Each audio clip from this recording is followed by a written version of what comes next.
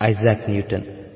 అప్పటి వరకు పైకి విసిరిన వస్తువులని భూమి ఎందుకు కిందికి లాగుతుందో అసలు ఆలోచన కూడా రాని ఆ కాలంలో తనకు ఎదురైన ఒక చిన్న అనుభవం ద్వారా కనిపించని ఒక అదృశ్య శక్తిని కనుగొన్న గొప్ప శాస్త్రవేత్త.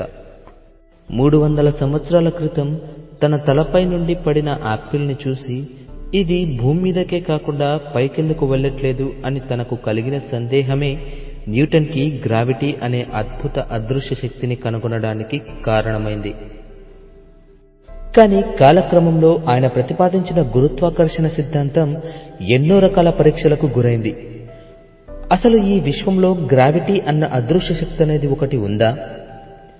ఐన్స్టీన్ ప్రతిపాదించిన థియరీ ఆఫ్ జనరల్ రిలేటివిటీ ఏం చెప్తోంది? మన చుట్టూ ఉన్న ఎంప్టీ స్పేస్ నిజంగా ఎంప్టీ కాదు అని చెప్పిన న్యూటన్ మాటలని ఐన్స్టీన్ ఏ విధంగా మార్చాడు? అసలు ఎంప్టీ స్పేస్ లో ఉన్న ఆ అదృశ్య విషయం ఏమిటి? ఇలాంటి అద్భుత ఆసక్తికరమైన విషయాలను తెలుసుకుంటూ మన ప్రయాణం ముందుకు సాగిద్దాం రండి. స్పేస్. ఎటు చూసినా చీకటి అలుముకున్న డార్క్ ప్లేస్ గా కనిపించే ఇది నిజంగా ఎంప్టీనేనా? న్యూటన్ మరియు ఐన్స్టీన్ ప్రకారం ఈ ఎంప్టీ స్పేస్ నిజంగా ఎంప్టీ కాదు. మీరు దీన్ని చూడలేకపోవచ్చు, టచ్ చేయలేకపోవచ్చు, కానీ స్పేస్ అనేది ఒక రియల్ ఫ్రేమ్వర్క్ గా ఈ విశ్వం మొత్తం వ్యాపించి ఉందని అభివర్ణించారు ఈ ఇద్దరు శాస్త్రవేత్తలు. ఇప్పుడు ఒక చిన్న అద్భుతమైన ఉదాహరణ ద్వారా ఈ ఎంప్టీ స్పేస్ లో దాగి ఉన్న ఆ విషయం ఏమిటి అనేది తెలుసుకుందాం. ఈ స్కేటర్ ని ఒకసారి గమనించండి. ఆమె తన చుట్టూ ఉన్న గాలి మరియు ఐస్లకి రిలేటివ్ గా చెలుస్తుంది. ఆమె ఇలా తిరుగుతున్నప్పుడు తన చుట్టూ ఉన్న వస్తువులు కూడా తిరుగుతూ ఉండడం మాత్రమే కాకుండా తన చేతులు బయటికి లాగుతున్నట్లు కూడా ఫీల్ అవుతుంది.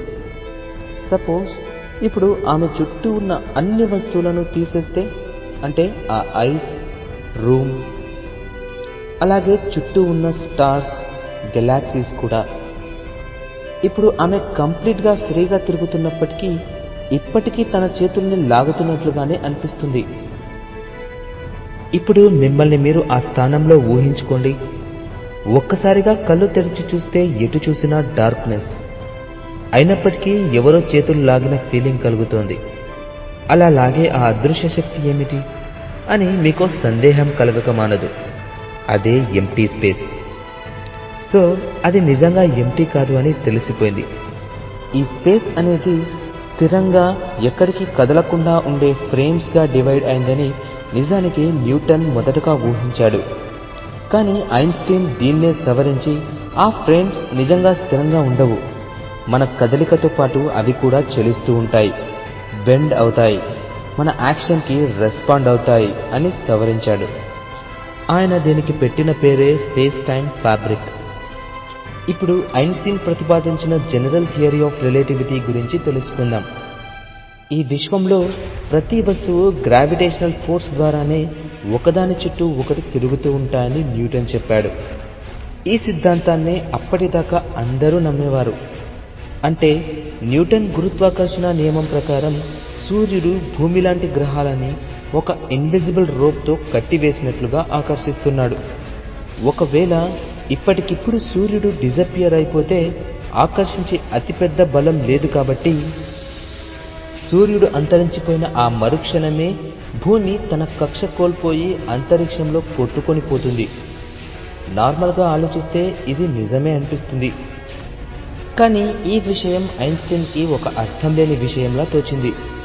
ఎందుకంటే ఈ విశ్వంలో కాంతి కన్నా స్పీడ్గా ప్రయాణం చేసే శక్తి మరొకటి లేనప్పుడు సూర్యుడు మాయం అవ్వగానే ఆ సమాచారం గురుత్వాకర్షణ శక్తి రూపంలో భూమికి వెంటనే ఎలా చేరుతుంది? అది తన కక్షను అంత త్వరగా ఎలాగ కోల్పోతుంది? ఒకవేళ అది కాంతి వేగంతో ప్రయాణించినా భూమికి తెలియడానికి అట్లీస్ట్ 8 నిమిషాలు పడుతుంది. ఈ లాజిక్ ని పట్టుకొని అసలు గురుత్వాకర్షణ శక్తి అంటే ఏమిటి అన్న విషయాన్ని గురించి ఐన్స్టీన్ తెలుసుకోవాలనుకున్నాడు. కానీ ఈసారి పోటీ పడేది అప్పటి వరకు శాస్త్రవేత్తలు భౌతిక శాస్త్ర వేదాంతాలుగా నమ్మే న్యూటన్ నియమాలతో. పైగా అప్పటిదాకా న్యూటన్ గురుత్వాకర్షణ శక్తి ఆధారంగానే రాకెట్లను అంతరిక్షంలోనికి ప్రవేశపెట్టేవాళ్ళు. మరి అలాంటి సమయంలో బలమైన ఆధారాలు ఉంటే తప్ప ఆయన సిద్ధాంతంలోని లోపాలను నిరూపించలేం. అందుకే న్యూటన్ చెప్పిన గ్రావిటీ థియరీని తప్పు అని నిరూపించడానికి ఐన్స్టీన్ కి దాదాపు 10 సంవత్సరాలు పట్టింది. ఆయన పరిశోధనల్లో తెలిసిన విషయాలేంటంటే, గ్రావిటీ అనేది అసలు ఒక శక్తే కాదు, అది కదులుతూ ఉన్న ఒక బాడీకి కాన్సిక్వెన్సెస్ లాంటిది అన్నాడు. ఇది అర్థం చేసుకోవడానికి ఒక సింపుల్ ఎగ్జాంపుల్ తీసుకుందాం. సపోజ్ మీరు ఒక లిఫ్ట్లో ప్రయాణం చేసే టైంలో సడన్ గా ఆ లిఫ్ట్ రోప్ తెగిపోతే అది వేగంగా కిందికి జారిపోతుంది.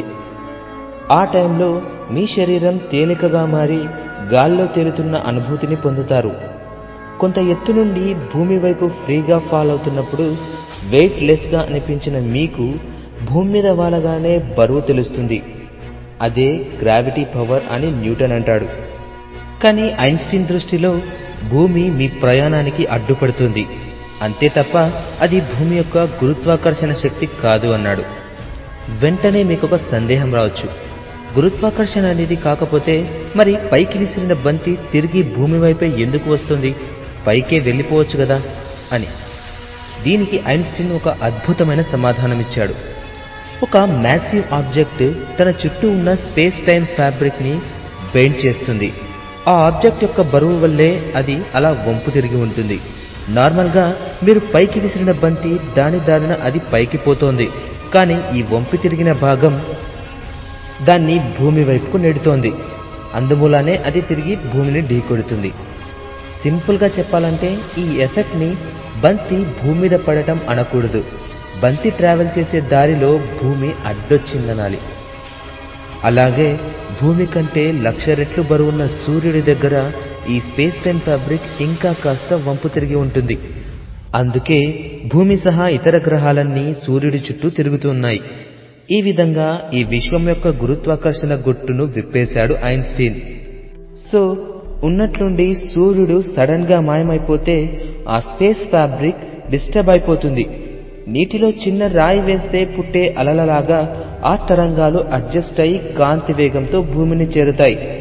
అవి అలా చేరిన తర్వాతే సూర్యుడు మాయమైన సంగతి భూమికి తెలుస్తుంది. అప్పుడే తన కక్ష నుండి తప్పిపోతుంది. ఇదే జనరల్ థియరీ ఆఫ్ రిలేటివిటీ. క్లుప్తంగా చెప్పాలంటే గ్రావిటీ అనేది ఒక శక్తి కాదు, కేవలం స్పేస్ టైం ఫ్యాబ్రిక్ బెండ్ అవటం మూలానే ఈ విశ్వంలోని ఆబ్జెక్ట్స్ అన్ని ఒకదాని చుట్టూ ఒకటి తిరుగుతూ ఉన్నాయి. ఈ గ్రావిటీ కాంతి వేగంతో ప్రయాణం చేస్తోంది. ఈ థియరీని నిజం అని నిరూపించడానికి ఐన్స్టీన్ ముందున్నది ఒకే ఒక్క ఆశ. అదేంటంటే సూర్యుడి వెనుక దాగి ఉండి సాధారణ స్థితిలో కనిపించని ఒక నక్షత్రం నిజంగా స్పేస్ టైం ఫ్యాబ్రిక్ అనేది ఒకటి ఉంటే, సూర్యుడి దగ్గర అది బరువుతో బెండ్ అయి ఉంటే, వెనక ఉన్న ఆ నక్షత్రం యొక్క వెలుగు కూడా సూర్యుడి దగ్గర బెండ్ అయి ప్రయాణించి మన భూమికి కనిపించాలి. కానీ సూర్యుడి అమోఘమైన వెలుగు ముందు దాని వెలుగు బెండ్ అయి ఉన్నా కనిపించదు. ఇలాంటి సమయంలో కేవలం సంపూర్ణ సూర్యగ్రహణ సమయాల్లో మాత్రమే ఆ నక్షత్రాన్ని చూడగలం. ఈ ఆలోచనలతో చాలాసార్లు విఫలయత్నం చేసిన తర్వాత చివరికి ఆఫ్రికాలో సంపూర్ణ సూర్యగ్రహణ సమయంలో టెలిస్కోప్ ద్వారా ఆ నక్షత్రాన్ని చూడగలిగారు. ఆ నక్షత్రం యొక్క బెంట్ యాంగిల్ మరియు ఐన్స్టీన్ కనుగొన్న ఫార్ములా ప్రకారం క్యాలిక్యులేట్ చేసిన లెక్కలు దాదాపు ఒకటే అయ్యాయి. దీంతో స్పేస్ టైం ఫ్యాబ్రిక్ నిజం అని నిరూపించబడింది. అలాగే Einstein general theory of relativity కూడా రుజువైపోయింది. ఆ తర్వాత కాలక్రమంలో చాలా పరీక్షలు చవిచూసిన ఈ థియరీ అన్నిట్లోనూ నిజమని ప్రూవ్ అయింది.